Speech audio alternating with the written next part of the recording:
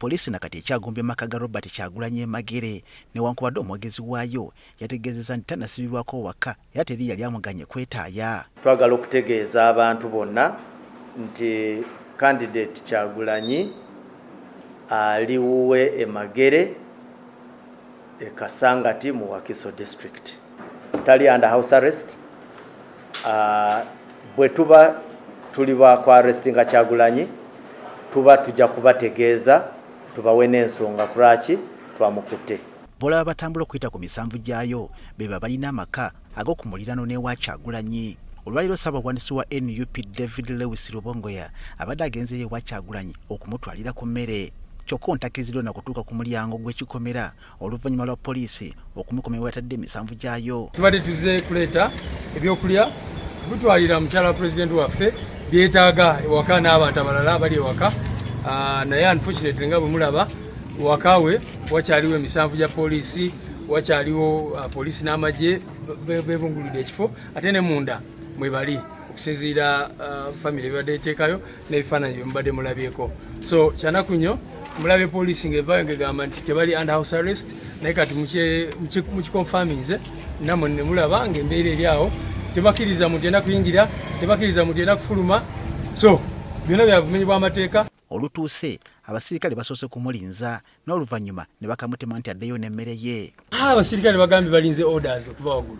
Mulabye ebbanga lyentutaawo nga mbabuuza ki kigenda mu maaso, togenda kuyingira okutuusa orders bwe ziba nga zivudde waggulu. Naye ekyewuunyisa nnyo nti n'emmere basobola okumugaana okugifuna. Oluvannyuma lw'ennaku 5 ne bakugamba nti emmere gye balina gye badde naye eweddewo ne batusaba tuyongere emmere. Ate ne tutuuka wano poliisi n'etulemesa okugiyingiza.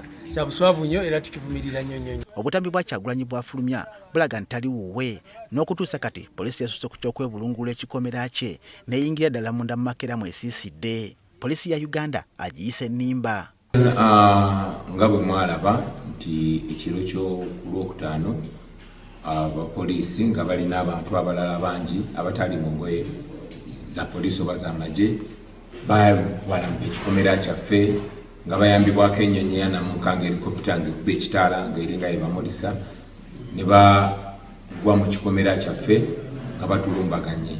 Kubanga nali nafunye information nti baagala kuntuusaako obulabe, nakozesa obukujjukujju n'empitamu nembabulako era nesobola okutolaka ewange, naye abamu nju yange okuli mukyala wange n'abannaffe abalala betubeera nabo bo bakyali mukomera ewaka, babasibidde ewaka, terakkirizibwa kuyingira, terakkirizibwa kufuluma ne bannamawulire nga kwabatadde. Nga bwe mugimanyi bwerimba yagamba ndi mu nnyumba yange, beetoloddewo kati wetwogerera beetolodde ennyumba yange, siri waka wange. Ekyo kibalaga nti balimba oba boogera mazima. Poliisi yemu batemudde abantu abasukka 10, bassa abantu 10 mu nyumba ya Honorable Mwanga Kivumbi, Deputy President wange, naye bagambye nti abantu abo batidde mu nyumba ya Mwanga Kivumbi babadde balumba poliisi. Ekintu ekyobulimba n'ebirala. Mu butambi anyonyola lwaki tali wuwe newankubadde poliisi yategeeza nti anagaanibwako kutambula wadde okusibirwa ewaka. Okunyigirizibwa kwange kulimu kati ng'omuntu, naye naawe ali eyo nyigirizibwa mu ngeri ey'enjawulo. Tewali ali safe paka ffenna nga tuli safe.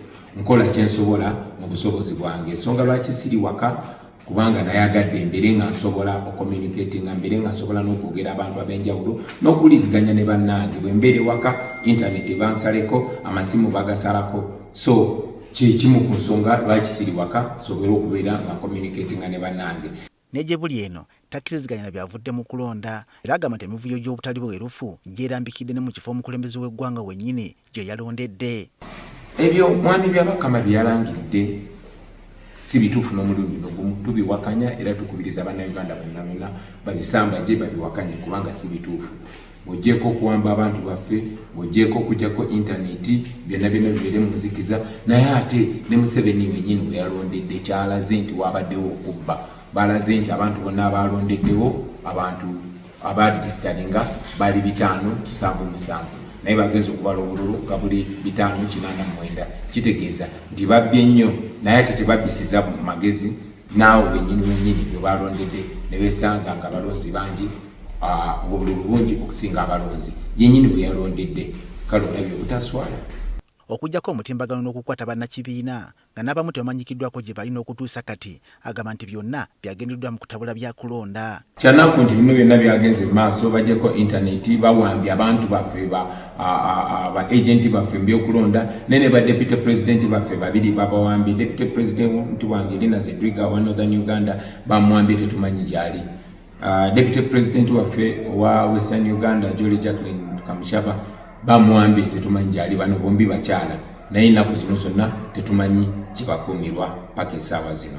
Ontakkiriziganya kya kugenda mu kkooti okuwakanya ebyavudde mu kulonda. Obujulizi bwonna tubuyina kuviira ddala mu kulonda tekunabaawo. Obujulizi bw'okulonda n'ebyavudde mu kulonda n'ebirala byonna. So obujulizi tubuyina bwonna. Kkooti za Uganda tetuzeesigana omulundi n'ogumu kubanga teziweebwa kitiibwa, tezeetengeredde. Era mujja kujjukira nti mu petition oba okwemulugunya okulonda okubaddewo abantu bangi, kkooti ziwadde ebiragiro bingi okukyusa mu nkola ey'okulonda, naye gavumenti ya Uganda nebisangajja amagye gawamba okulonda ne watabawo kikolebwa. So ffe essuubi tulina mu Bannayuganda so si mu kkooti zino.